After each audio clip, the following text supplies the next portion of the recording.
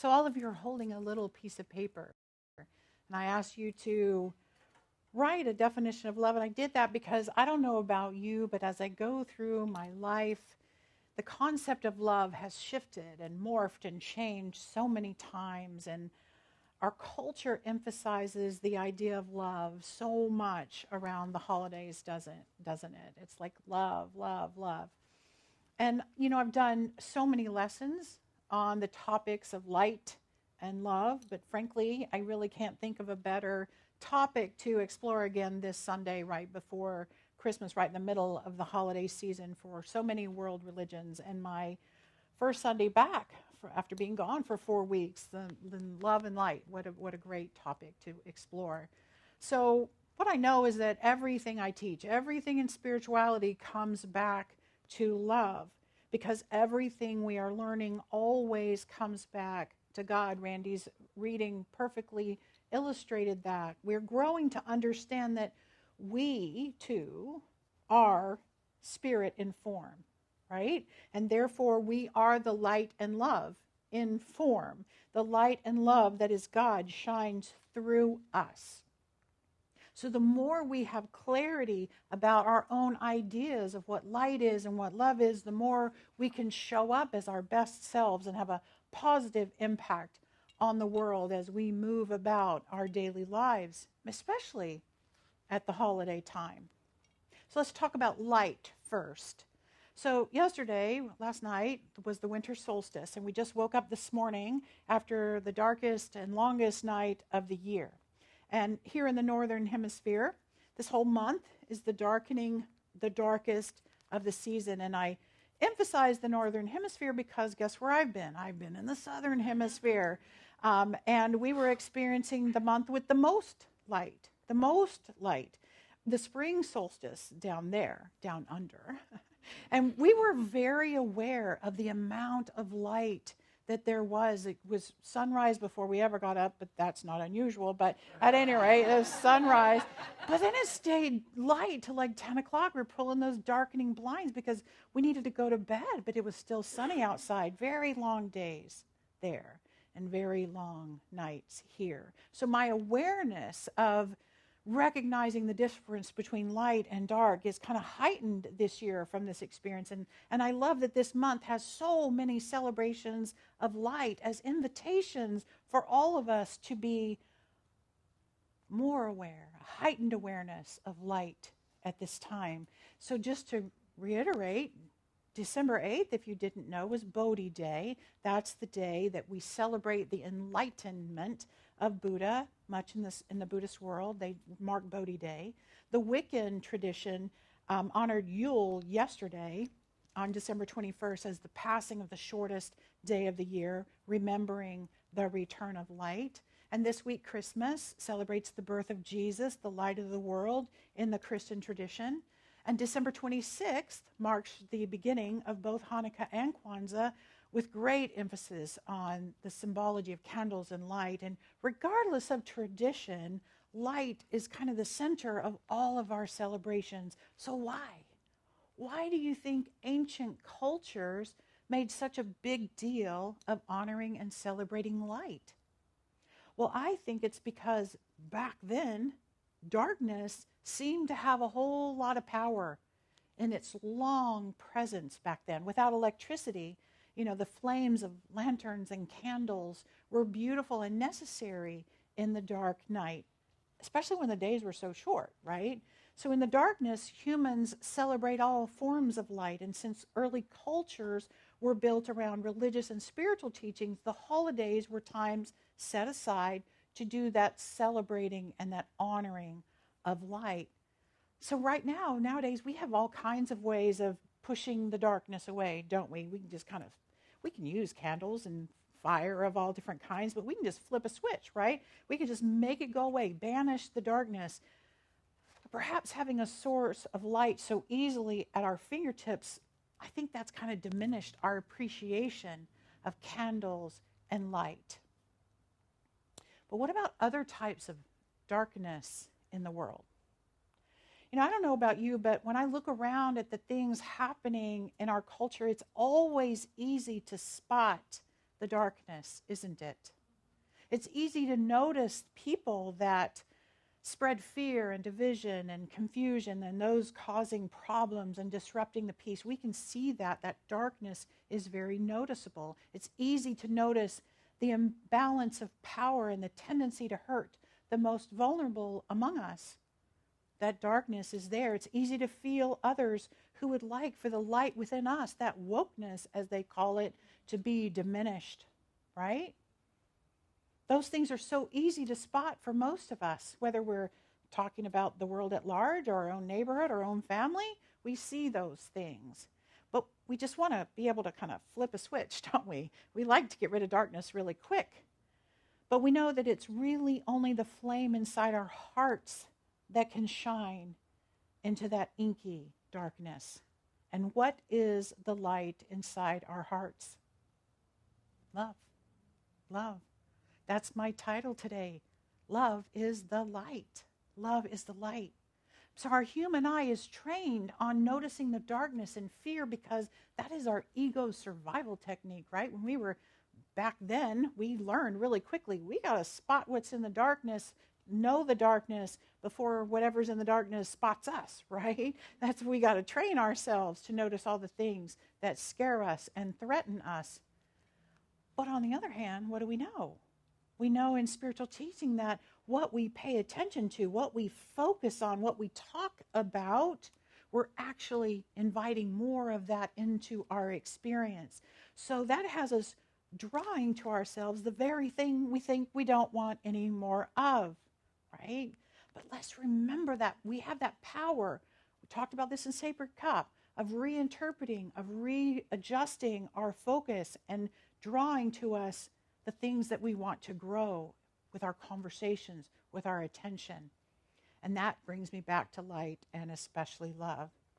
So how practiced are you at looking around and finding the light and the love in every situation you find yourself in? Are you stuck in the habit of noticing the problems and the challenges and you forget to see the evidence of love? Have you defined love in such a way that you recognize it everywhere you go?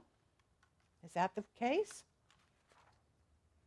So my basic definition of love, if I were going to write on that piece of paper really quickly, for a very long time, is the willingness to add positive or good energy to anyone or anything I encounter. That's my ability to bring love into the space. So I'm always watching for others who do that too, others who add good energy to the situation at hand. So knowing I was going to be talking about this topic when I got back, on my first Sunday back, my radar was kind of set during my travels to look for light and love that was penetrating any darkness. I was looking for things that added good energy, that added positivity to the moment at hand. And guess what? Love was everywhere I looked. I'll give you a couple of examples. Since y'all have been asking me how my trip went, it went really well. There are so many times. So we're tourists, and from living in Florida, you know that tourists are not always the most welcome things, right? Like those darn snowbirders, right? But at any rate, that's why we don't live in Orlando, y'all. But anyway, so tourists come in with an, kind of a wall. You kind of hit a wall sometimes when you're a tourist. But what I was noticing is that there were so many times when the local people realized that we were tourists and helped us figure out things. Like they helped us figure out how the public transportation worked.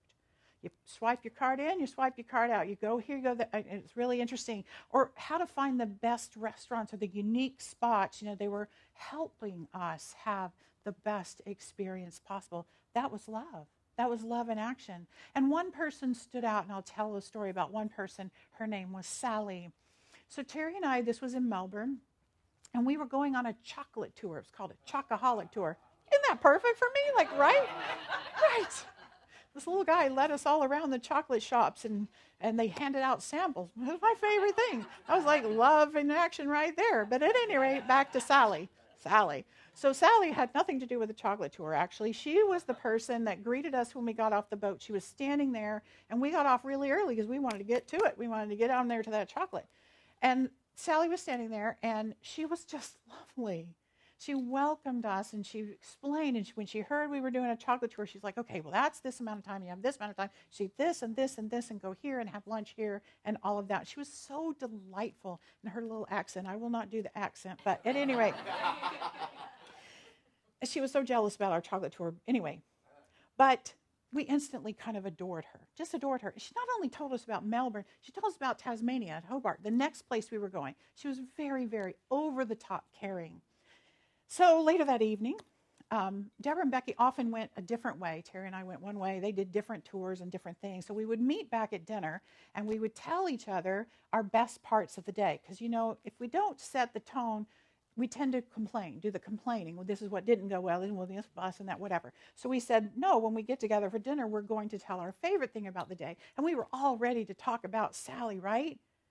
But they started the dinner conversation first. And so they started talking about their trip to the botanical gardens and their bus driver that was so awesome. And guess what? It was Sally. So they were talking about Sally too, and it was the same Sally, and she had just changed roles midday. She was working the bus stop, and then she drove the bus. But isn't it wild that both of us noticed this woman that was just emitting love, love, love? Because people who emit love draw to themselves people who appreciate that and love them back. And we are just loving people anyway. So Sally was one example. But we also noticed that love was not just about people on this trip. Nature was a big, big part of our experience. And it was obvious that the culture of Australia and New Zealand, that culture is built around love and respect for Mother Earth and the creatures that inhabit their world there. We were astounded by how many millions of acres of land, they call them hectares or some, I don't know what they call it, some other word. Anyway, acres of land that are protected, that are virgin land, that have never been cleared, never been touched, everywhere, everywhere. Pristine parks and forests and waterfalls and clean, clean, clean. They said New Zealand's the last place on earth you can just drink out of a stream. It's that clean. And we did. We were also amazed at the number, the prevalence of animal sanctuaries where wild animals that are injured or orphaned are brought to be cared for and nurtured and then released back out into the wild.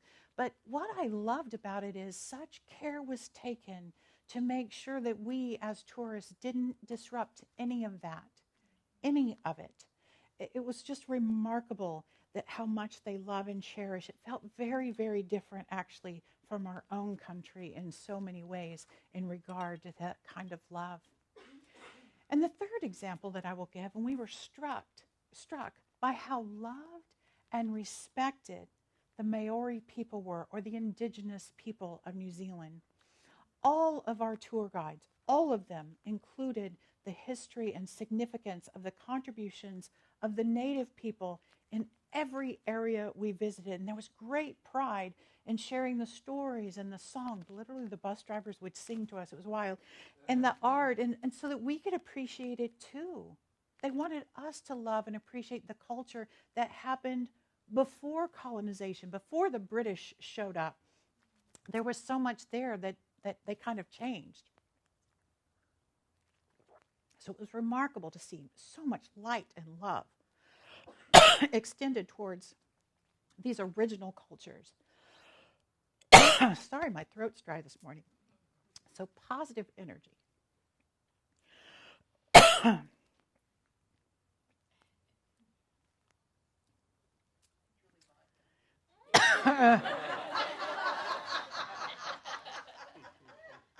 The talk is going to get much better.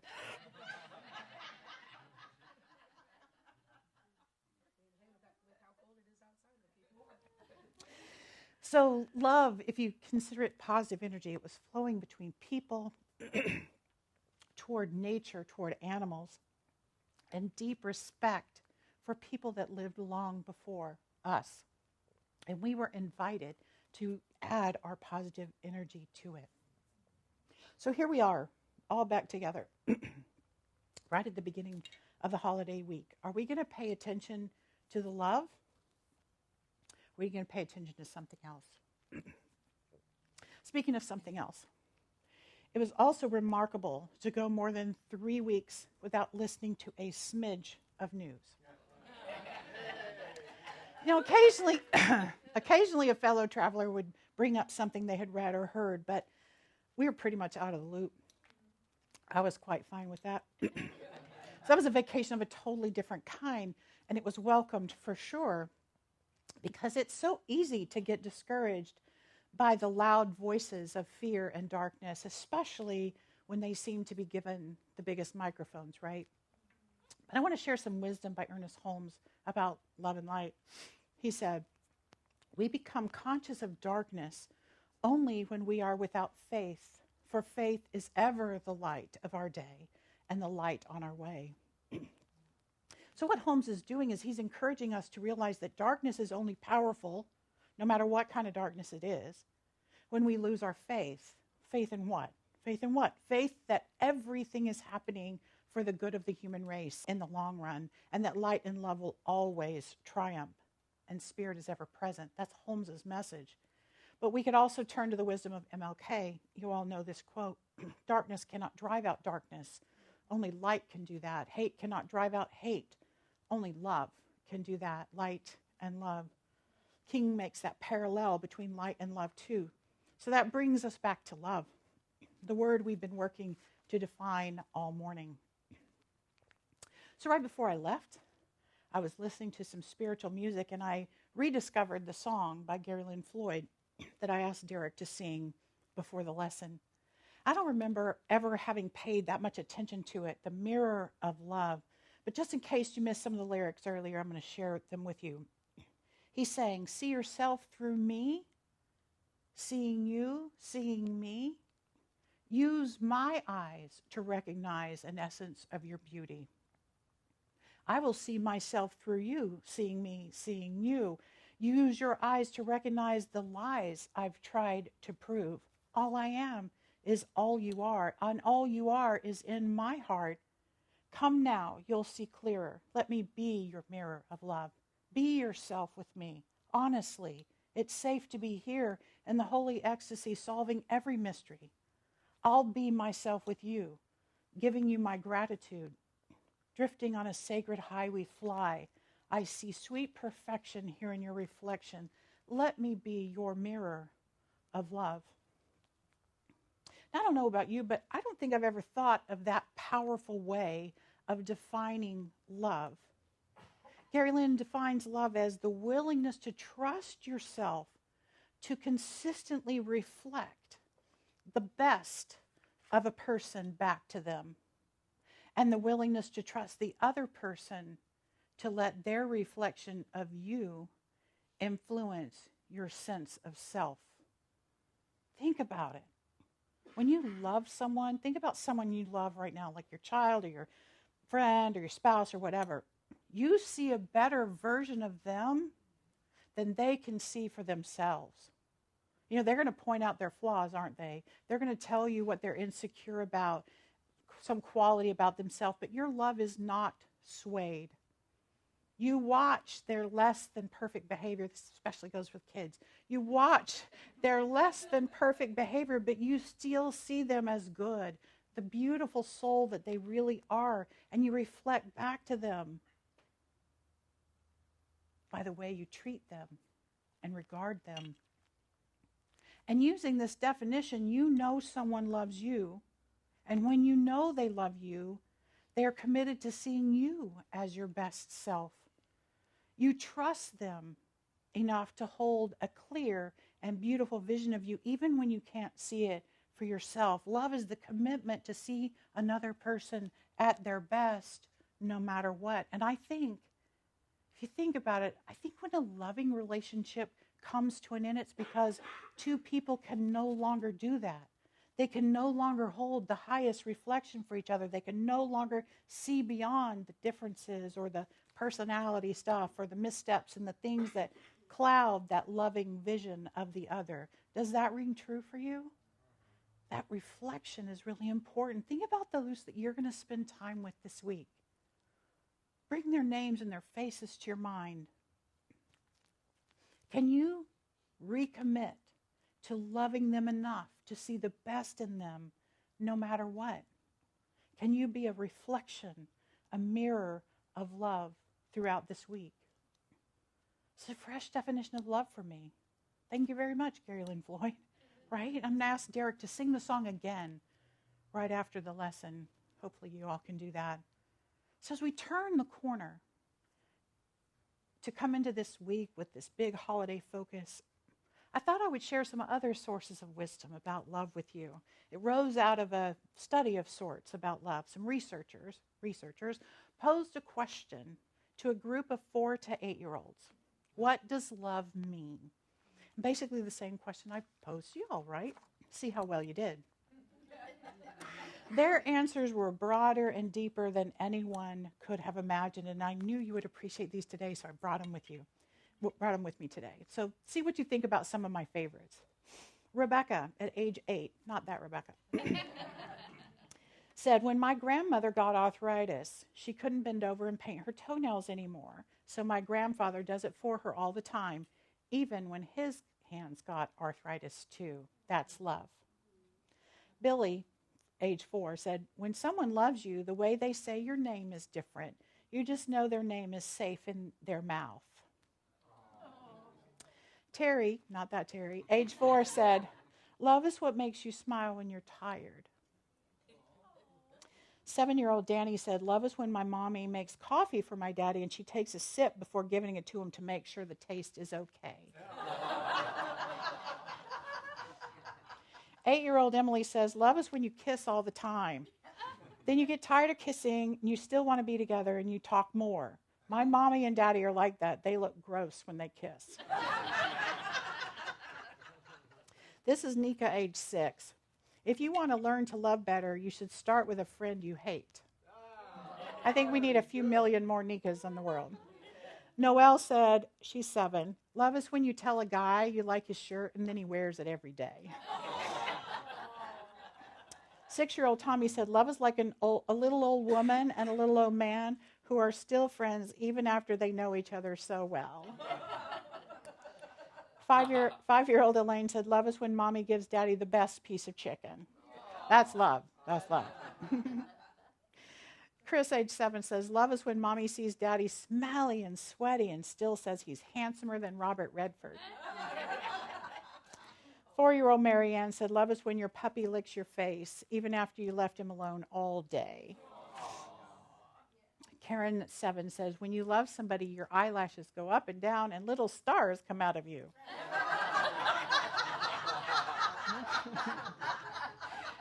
Jessica, age 8, said, you really shouldn't say I love you unless you mean it. But if you mean it, you should say it a lot because people forget. And the very final words of wisdom from a child that should be helpful to us this week are these. Bobby, at age 7, said, love is what's in the room with you at Christmas if you stop opening presents and listen. Defining love is hard, but when you look around, you can see evidence wherever you go. So I'm going to ask Derek to come back to the piano to play some music as each of us shares our definition of love this morning. So I invite you to get your piece of paper out and come forward, and I have little candles for you. I want you to light a candle. It's easy. There's a little flip switch on the bottom. Speak your definition of love to your spiritual family. And we're going to continue to create a table of light. And if you don't want to share your definition, you're welcome to come and just light a candle to honor the love and light that's in your life. And if you don't want to participate at all, that's perfectly fine too. Just listen with an open heart. So let's define love together. Who would be willing? Come on, Randy. See yourself through me. Love is awareness of the wonder of life in all its forms.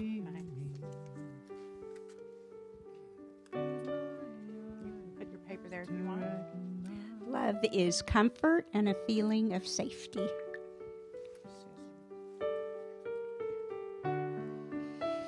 Love is caring for someone else as much as you care for yourself. I love that. Love is forgiveness, peace, reaching out, and sincerity. I love that. Love is a complex emotion that involves compassion for others and also for yourself.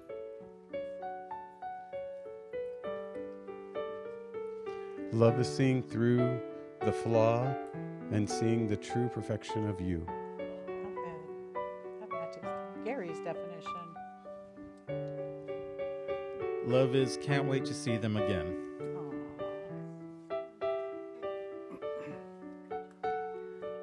Love is at the heart of everything. Love is the infinite flame of the universe. It connects and sustains all. Love is always present in my life. I am safe, secure, and wise. I took that from Ernest Holmes, I love I it. think. I'm just going to put this here. Love is recognition, understanding, and a choice you make every day to yourself. I actually had this conversation with my friend yesterday. He wanted to be here, but he couldn't. And he said, because we used to live in together, and he was like, you don't know what love is until you live in a vehicle with somebody and it's really cold. And it's their turn to wear the good socks today. And they let you wear them anyway. You're welcome. Thank you. Love is kind, love is forgiving, love is eternal. Love is all around. Love is our brush with divinity. Love is the desire to enlighten the lives of others through acts of service. Love is give and take and compromise. I'll put one up for you. That's Derek's candle, y'all. Love is love, a knowing itself as love, the heart of life. Beautiful. Love is the powerful energy of caring connection.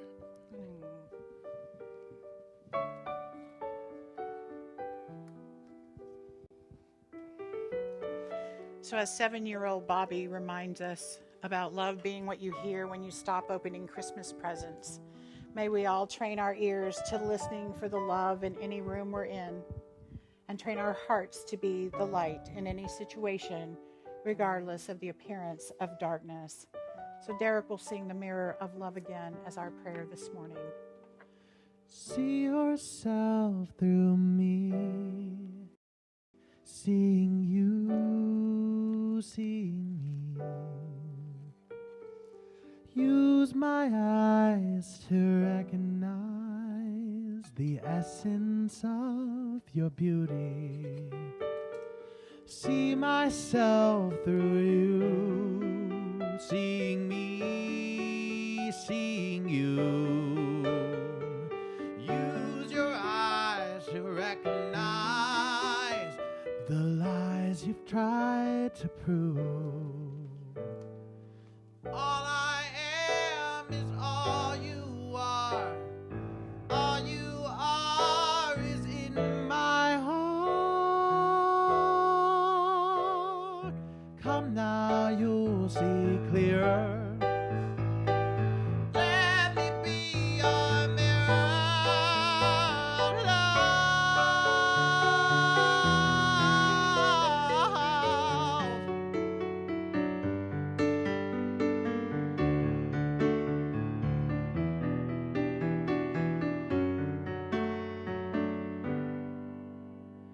Be yourself with me.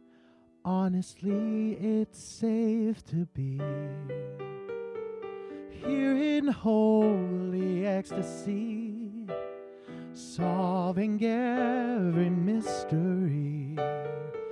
Be myself with you, giving you my gratitude.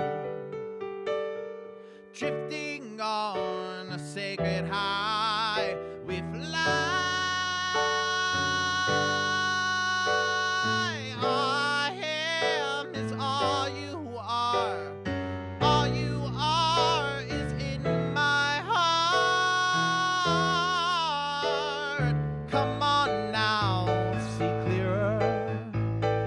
Let me be your mirror of love.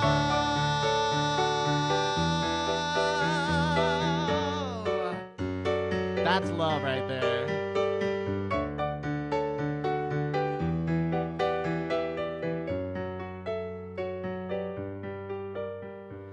I see sweet perfection here in your reflection.